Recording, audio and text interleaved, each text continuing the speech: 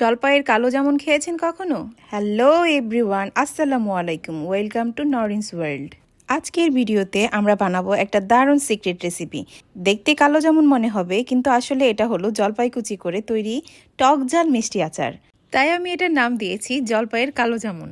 This আচার is full of flavour, full of colour and full of happiness.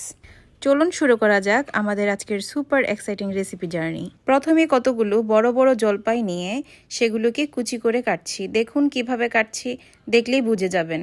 জলপাইগুলোকে কাটার পর এমন গন্ধ আসে যেটা যে কোনো বাঙালির মন জয় করে নেয়। এভাবে কুচি করে কাটলে আচারটা দেখতে যেমন সুন্দর হয় আর মশলাও ভেতরে ভালোভাবে ঢুকে যায়।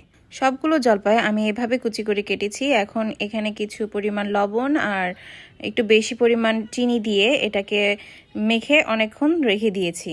অন্যদিকে আমি একটা কড়াইতে কিছু পরিমাণ তেলের সাথে কয়েকটা শুকনা মরিচ কালো করে ভেজে নিয়েছি এবং অনেকগুলো রসুন, আস্ত রসুন ঢেলে দিলাম।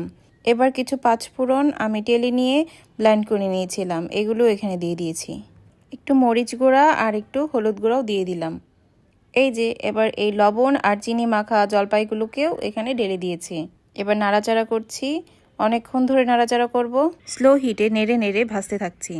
মশলা আর জলপাই মিলে একটা দারুণ কালো রং তৈরি করবে, যেটা দেখতে ঠিক কালো জামুনের মতো।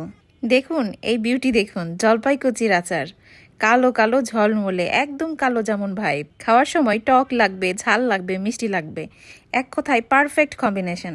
If you like the video, please don't forget to like, comment, share and subscribe. আল্লাহ হাফেজ।